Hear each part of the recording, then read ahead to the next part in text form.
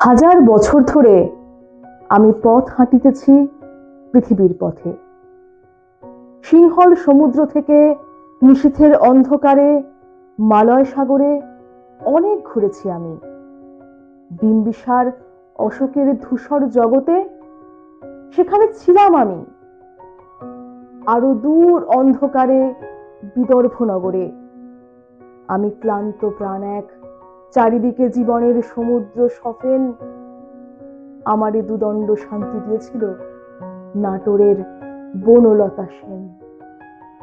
চুলতার কবেকার অন্ধকার বিদিশার নিশা, মুক্তার শ্রাবস্তির কারুকার্য।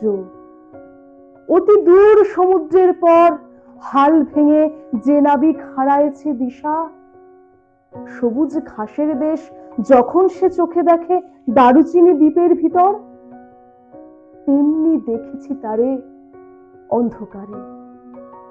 বলেছে সে, এতদিন কোথায় ছিলেন? পাখির নীড়ের মতো চোখ তুলে নাটোরের বনলতা সেন। সমস্ত দিনের শেষে শিশিরের শব্দের মতন সন্ধ্যা আসে। ডানার রৌদ্রের গন্ধ মুছে ফেলে চিল। পৃথিবীর সব রং নিভে গেলে পাণ্ডুলিপি করে আয়োজন। তখন গল্পের তরে জোনাকির রঙে ঝিলমিল।